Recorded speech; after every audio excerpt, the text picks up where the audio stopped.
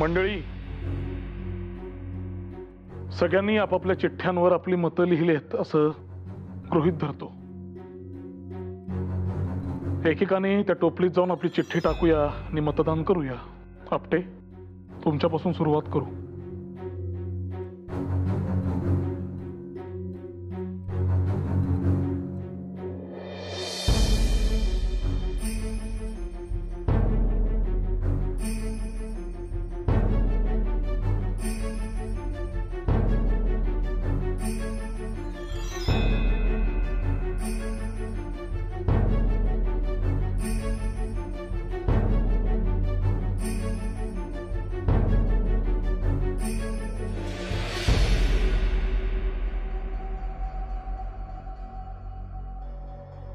दीनानाथ, ये.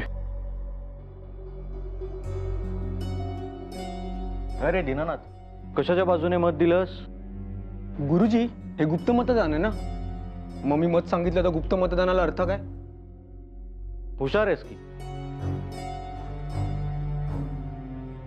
झालं का रे दीनानाथा?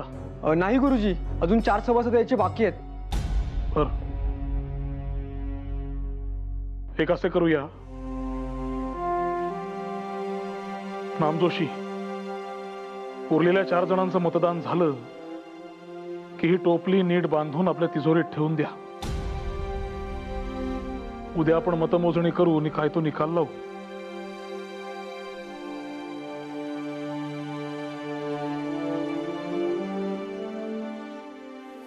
काय ग कृष्णे, असा गालाचा लाडू करून बसणार आहेस का? विश्वनाथ बाळ आहे अजून, तू ताई ना त्याची, होय की नाही? त्याने तुझे फुटाणे सांडले म्हणून अशी रुसूनच बसणार आहेस का? मी आईला तुला पुन्हा फुटाणे द्यायला सांगतो, त्यात काय मोठे? काय ग ढमे, सांडू दे फुटाणे. आबासाहेब, या या या.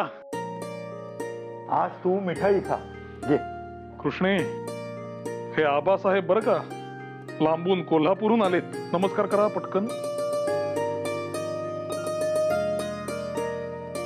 आईला त्याचा पटकन, आणि विश्वनाथला पण दे. या या आबासाहेब, या बसा. आज इथे घरी कसं येणं केलं?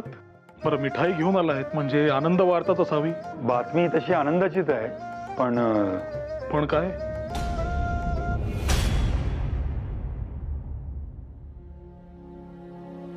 हे कसे करूया का? इथे सांगणे कठीण असेल तर मी आता पर्वतीवरच निघालोय. तिथे जाऊनच बोलूया. गजाननाच्या साक्षीने आनंदाची बातमी ऐकू. तुम्हाला चालणार असेल तर अर्थात. काही हरकत नाही. झालं तर मग. भामे, मी येतो का? आबासाहेब आलेत, आम्ही पर्वतीवर जाऊन येतो. या.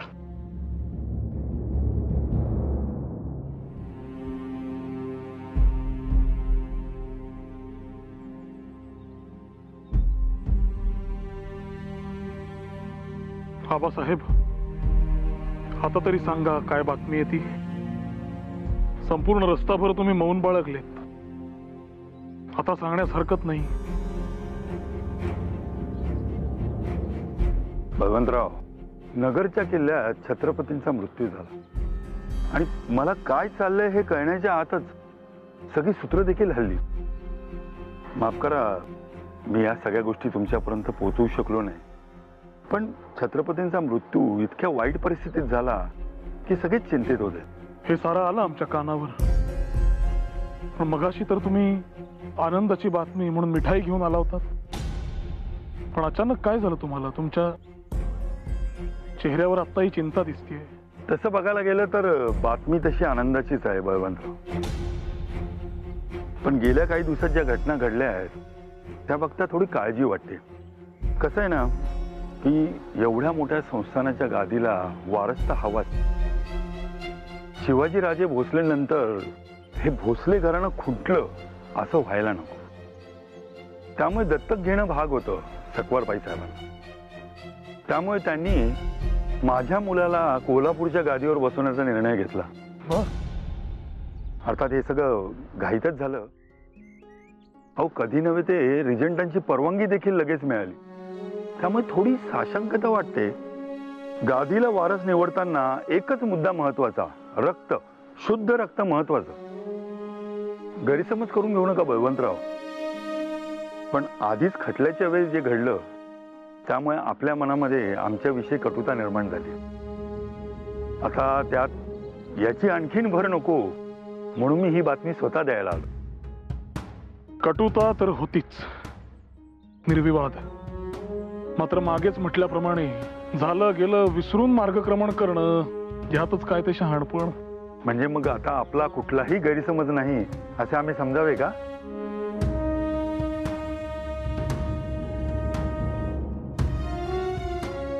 यत्किंचितही गैरसमज नसावा याबद्दल काहीही शंका बाळगू नका. बरं, आणि जन्म मृत्यूच्या गोष्टी या आपल्या हातात असतात का? तर मुळीच नाही. वंशासाठी दत्तक विधान करणं यातही काही चूक नाही. शिवाय छत्रपतींच्या घराण्याला साजेसा सुयोग्य पुत्र शोधून काढणं हे सोपं नसणारच कधी. त्यामुळे आपल्या पुत्राबद्दल आनंदच आहे आम्हाला. तुमच्या या बोलण्याने, ग्वाहीने आमच्या मनावरचं ओझं उतरलं. काय नाव आपल्या पुत्राचं? यशवंतराव. बर. अर्थात ते आम्ही दिलेलं नाव म्हणा. आता दत्तक घराण्याने दिलेलं नाव शाहू, छत्रपती शाहू महाराज. उत्तम उत्तम नाव आहे, छत्रपती शाहू महाराज. बळवंतराव, एकदा भेटायला येणं शक्य असेल तर आपण कोल्हापूरला जाऊ. मी गाडीची व्यवस्था करतो. अगदी छत्रपती शाहू महाराजांना भेटायला यायला आवडेलच आम्हाला. आणि गाडीची व्यवस्था वगैरे या औपचारिकतेची काही आवश्यकता नाही. आम्ही येऊ. नाही नाही बळवंत, औपचारिकता नाही. पण केसरीकारांना कोल्हापुरात घेऊन जाणं हे माझ्यासाठी खूप आनंदाची गोष्ट आहे. तेव्हा नकार देऊ नका. आता मला इतकं तरी करू द्या आपल्यासाठी. बर, आभारी आहे.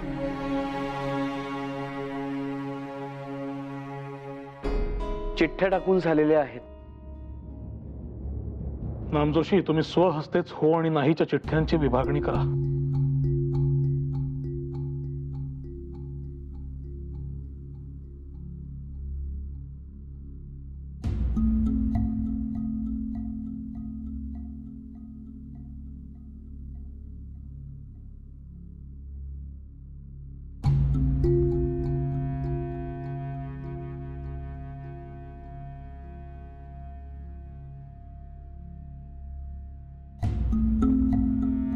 या होकाराच्या चिठ्ठ्या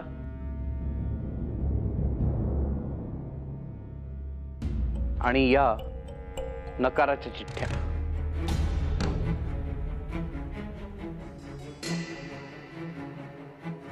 यामध्ये नकाराच्या 2च चिठ्ठ्या आहेत. म्हणजे त्या नक्कीच आमच्या असणार. ठीक आहे, हरकत नाही. बहुमताचा जो कौल आलाय त्याच्या अनुषंगाने आपण जाऊया. मग त्यासाठी जेम्स फर्ग्युसनची गाठ घ्यायची वेळ आली तरी तयारी आहे माझी. इथून पुढे काय करायचं, कसं करायचं हे माझ्या वतीने सर्व अधिकार मी टिळकांना देतो.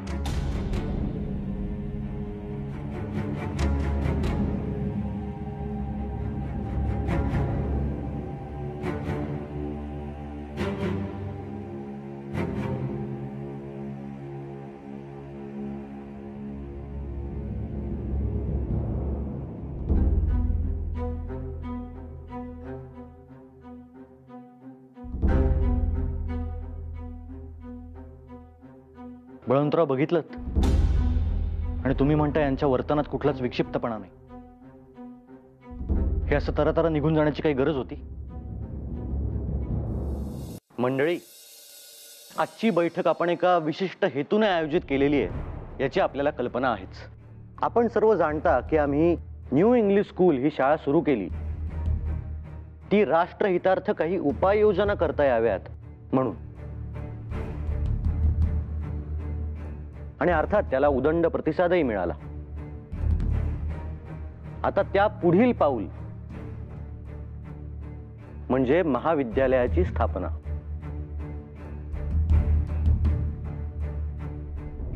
आमच्या कानावर ही बातमी आलीच होती. नाही, त्याबद्दल आम्हाला आनंद आहेच. मात्र आम्हा सगळ्यांना इथे बोलवण्याचा हेतू लक्षात आला नाही. हो हो हो, सांगतो. आजच्या आपल्या या सभेचा हेतू महाविद्यालय सुरू करणं हा आहे. काय आहे की महाविद्यालय सुरू करणं हा काही निश्चितच एकट्या दुकट्याचा व्याप नसू शकतो. त्यामुळे 4 विद्वानांची मतं घेऊन मगच पुढे मार्गक्रमणा करावी हा हेतू आहे. नामजोशी, आपली कॉलेजची कल्पना अतिशय स्तुत्य आहे. मला वाटतं या बाबतीत कोणाचाही विरोध असण्याचा किंवा दुमत असण्याचा प्रश्नच उद्भवत नाही. आम्हा सर्व मंडळींचा याला मनापासून पाठिंबा आहे.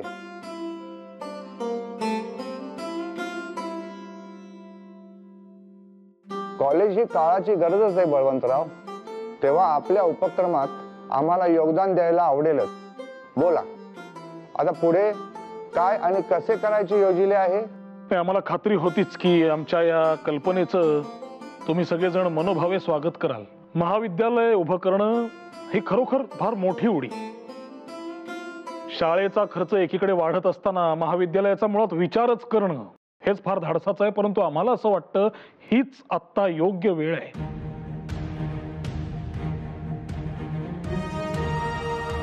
आणि अर्थात महाविद्यालयासाठी खर्च मोठाच येणार आणि त्यासाठी लोकांनी चढळ हाताने आर्थिक मदत केली तरच हे शक्य आहे. त्यानुसारच आम्ही सगळ्यांनी यावर सविस्तर चर्चा केली आणि सर्वानुमते एक विचार पुढे आलाय. हा विचार आपल्या समोर मांडणं हा या बैठकीचा उद्देश आहे. कोणता विचार? आपणास काही सहकार्य हवे असेल तर ते आम्ही जरूर करू. काय नारायणराव? अगदी आनंदाने. आपण कराल ते लोकहितासाठीच असेल. त्या बाबतीत आमच्या मनात काहीही किंतु नाही.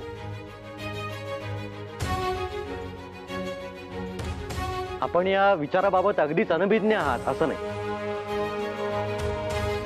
आपलं यावर बोलणं झालं त्यानुसार संचालक मंडळाच्या प्रस्तावावर आम्ही सविस्तर चर्चा केली आणि आमच्या असं लक्षात आलं की महाविद्यालय चालू करायचे, शाळा मोठी करायची, एकूणच व्याप मोठा करायचा तर त्यासाठी सोसायटीची स्थापना करण्याची ही योग्य वेळ आहे.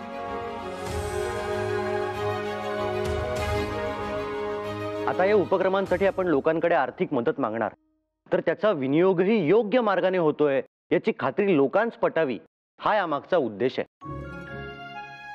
उत्तम कल्पना आहे. आपण म्हणता त्याप्रमाणे सोसायटी स्थापन करण्याची गरज आहे. मंडळी, संस्थेच्या नियामक मंडळाची नावं निवडणं हे सुद्धा आत्ताच उरकून टाकूया आजच्याच बैठकीत. काय रानडे बुवा? शुभस्य शीघ्रम कोणाची नावे घेणं योजिले आहे? नामजोशी, आपल्या मनात काय आहे? तर मंडळी, संचालक मंडळावर वामनराव आपटे, बळवंतराव टिळक, गोपाळराव आगरकर, वासुदेवराव केळकर, महादेवराव गोळे आणि नारायणराव धारप ही मंडळी आपल्या डेक्कन एज्युकेशन सोसायटीच्या संचालक मंडळावर असावी असं मत आहे. आपणा सर्वांचे यास अनुमोदन आहे का? किंवा काही हरकती, सूचना, प्रतिक्रिया असल्यास त्या देखील नोंदवाव्यात.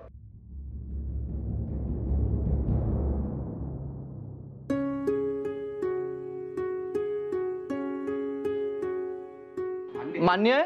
मान्य आहे. वा वा, पूर्ण सहमत. ऐका मंडळी, ऐका ऐका. या नावांना माझी काहीही हरकत नाहीये, पण यात नामजोशींचे नाव असावे असं मला वाटतं. काय बळवंतराव? अर्थात. हो हो हो मंडळी हो, तुम्हा सगळ्यांच्या विनंतीचा मान ठेवून मी माझंही नाव या संचालक मंडळाच्या यादीत जोडत आहे.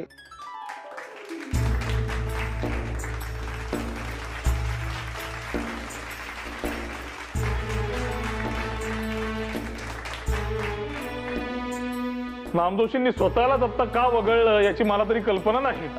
खरं तर त्यांचे नाव गृहीतच धरायला हवे होते. काय आगरकर?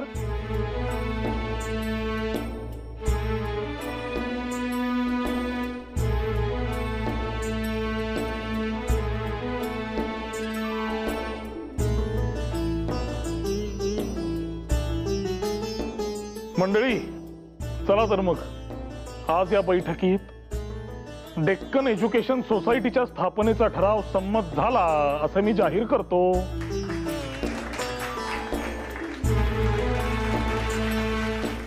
मंडळी आता डेक्कन एज्युकेशन सोसायटीच्या देखरेखीखाली आणि नियंत्रणाखाली आपल्या नव्या महाविद्यालयाचे कामकाज पाहिले जाईल. यास आपले अनुमोदन आहे किंवा काही हरकती असतील, सूचना असतील तर त्या ठेवाव्या. काहीही हरकत नाही.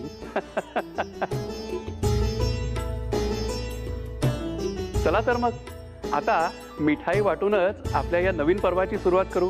काय बळवंतराव? अगदी अगदी. मिठाई घेऊन येता पारावर.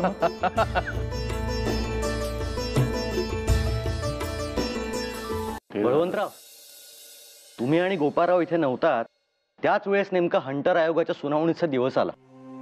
आपल्या सगळ्यांच्या विचारानुसार मी साक्ष दिली खरी, मात्र महाविद्यालयाचं काम एवढं झटक्यात पुढे जाईल याची मलाही कल्पना नव्हती. शाळा हा पायाचा दगड असेल तर महाविद्यालय ही इमारत आहे, आणि या इमारतीत नवीन भारताचं भविष्य घडणार आहे या कल्पनेनेच मी भारावून गेलो. तुम्ही बघाल बळवंतराव, भविष्यात जेव्हा कधी शैक्षणिक इतिहास लिहिला जाईल ना, तेव्हा आपल्या या पुण्याच्या महाविद्यालयाचं नाव सोनेरी अक्षरात लिहिलं जाईल. आपटे, तुम्ही दिलेली साक्ष हे आपण आपल्या स्वप्नाच्या दिशेने टाकलेले पहिले महत्वाचे पाऊल होते. कबूल आहे की नाही मंडळी? होय, निश्चितच. अगदीच. हे पहा, शास्त्री बुवा म्हणायचे, इंग्रजी भाषा हे वाघिणीचं दूध आहे आणि ही भाषा प्रत्येकाला शिकता यायलाच हवी. अशी भाषा शिकणे पुढच्या पिढीसाठी फार महत्वाचेच. आणि हे उच्च शिक्षण घेऊन जेव्हा पुढची पिढी ब्रिटिशांशी त्यांच्याच भाषेत हुज्जत घालेल तो खरा सुदिन. येणाऱ्या काळात या इंग्रजी भाषेचे महत्व अनन्यसाधारण असणार आहे. त्यामुळे आपण आपल्या महाविद्यालयातल्या विद्यार्थ्यांना ही भाषा शिकवलीच पाहिजे. पाश्चिमात्य भाषेचा आपल्या देशात प्रसार व्हायलाच हवा.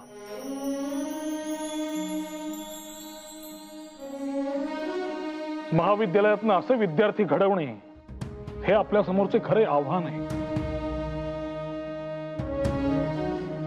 आणि आपण जर एकमेकास सहाय्य केले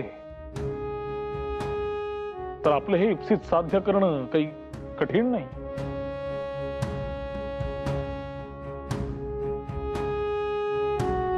हे महाविद्यालय पुण्यातील पहिली स्वदेशी उच्च शिक्षण संस्था असल्याचा अभिमान येणाऱ्या पिढ्या बाळगतील. आणि त्यात कुठेतरी आपले आजचे कष्ट सार्थ ठरले असतील. होय, निश्चितच. या महाविद्यालयाचा आदर्श समोर ठेवून उद्या अशीच काही महाविद्यालयं सुरू होतील याची मला खात्री आहे. आणि हो मंडळी, आपल्या महाविद्यालयाप्रमाणेच अनेक नव्या मंडळींनी पुढे येऊन अशा शिक्षण देणाऱ्या संस्था सुरू केल्या तर आधुनिक शिक्षणाचा प्रचार आणि प्रसार होईल. हो, पण सध्या तरी हे एका प्रकारचे आवाक्या बाहेरचे स्वप्नच आहे. कारण अशी संस्था उभी करणं आणि ती चालवणं हे तितकंच अवघडही आहे. नाही, आणि सरकारी अनुदान स्वीकारायला आपण संमती दर्शवली आहेच, पण त्याही पेक्षा अधिक खर्च आहेत.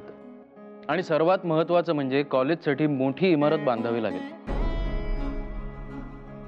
ज्या मंडळींची आपण विश्वस्त म्हणून निवड करणार आहोत त्यांना आपला अभिमान वाटायला हवा याची दक्षता आपण घेतली पाहिजे. आणि भविष्यातही अशाच प्रकारे महाविद्यालयाचा कारभार पार पडायला हवा. चला, या कॉलेजच्या निमित्ताने देशाच्या उज्ज्वल भविष्याची स्वप्ने पाहत आहोत.